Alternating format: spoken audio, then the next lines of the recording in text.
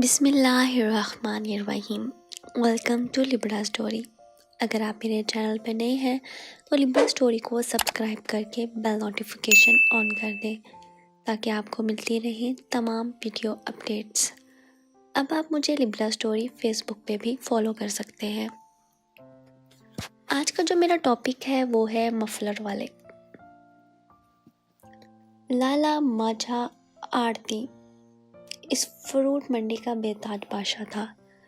اس کا اصلی نام تو ممتاز حسین تھا، لیکن شہر بھر میں وہ لالا ماجھا کے نام سے ہی جانا جاتا تھا۔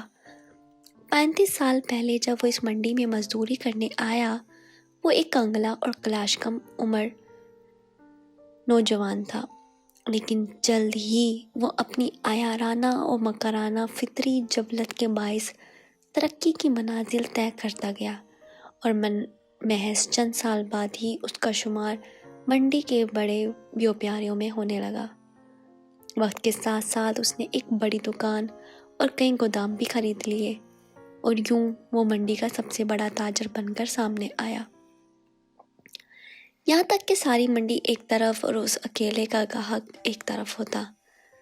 اس کی آڑت پر روزانہ رات کو درجنوں فروٹ سے لدے پھندے ٹرک اترتے اور اگلی صبح تک اس کے گودام خالی ہو چکے ہوتے، لیکن رازق کی ودیعت کردہ اس فراخی اور آسودگی نے اسے متکبر، گھمنڈی اور خود سر بنا رکھا تھا۔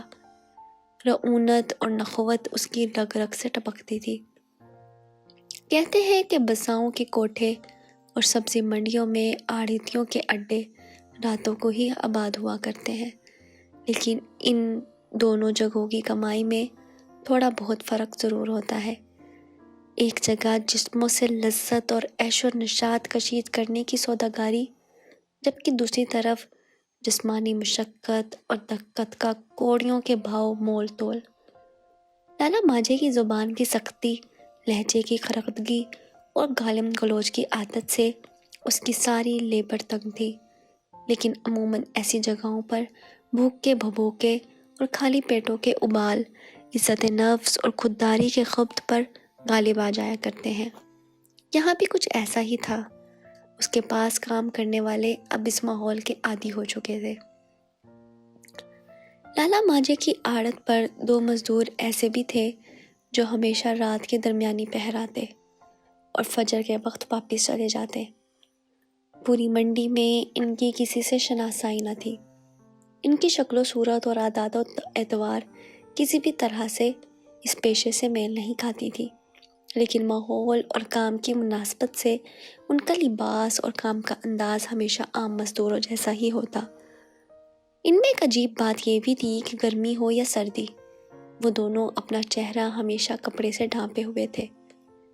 یہی وجہ تھی کہ اس منڈی میں وہ مفلر والے کے نام سے مشہور ہو گئے۔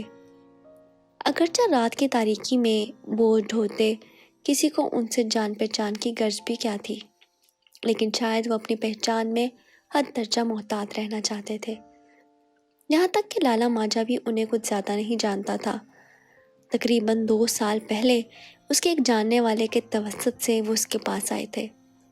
اس دوران وہ چپ چاپ اپنا کام خوش اسلوبی سے انجام دیتے رہے، اور کبھی کوئی ایسا موقع یا نوبت نہ آنے دی کہ ان سے پوچھ گچھ کرے یا کسی سے گھل مل سکیں۔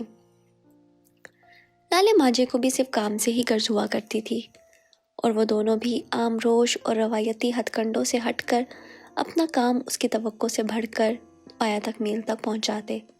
البتہ اپنی آمرانہ فطرت سے مجبور لالا ماجھا کبھی کبھی ان دونوں پر بھی اپنے کاٹدار الفاظ کی نشریت کے وار کرتا رہتا تھا، اور ایسا کئی بار ہو چکا تھا۔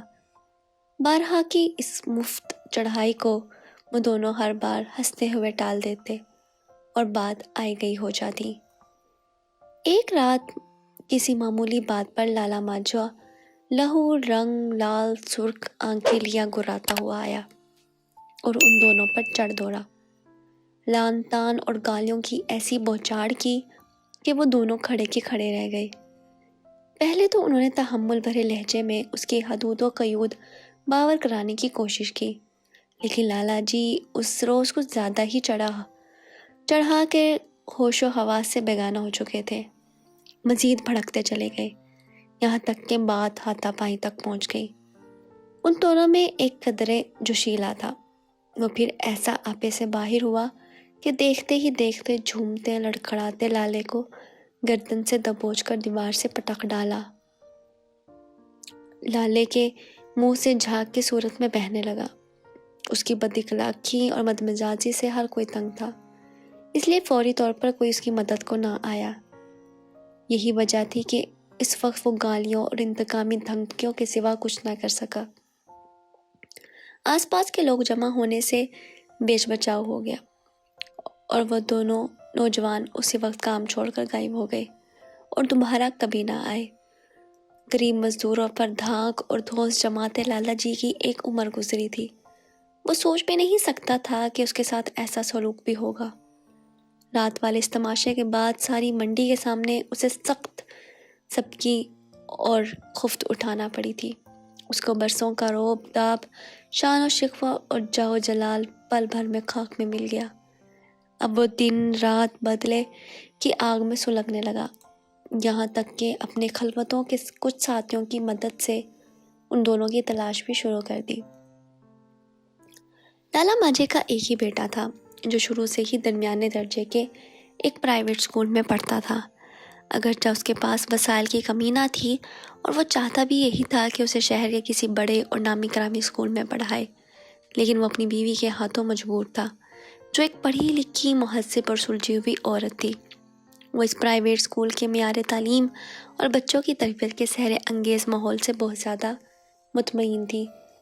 یہی وجہ تھی کہ ان کا بیٹا اپنے باپ کی نسبت حد درجہ فرمانبردار، اطاعت شعار اور ایک محنتی طالب علم کے روپ میں سجا سنورا نظر آتا تھا۔ کچھ دن بعد میٹرک کا رزلٹ آیا تو اس کی خوشی کی انتہا نہ رہی۔ اس کے بیٹے نے بورڈ میں تیسری پوزیشن حاصل کی، جس پر اس کی خوشی کا کوئی ٹھکانہ نہ تھا۔ اگلے شام جب وہ گھر آیا تو اس کا بیٹا اس کا بے چینی سے انتظار کر رہا تھا۔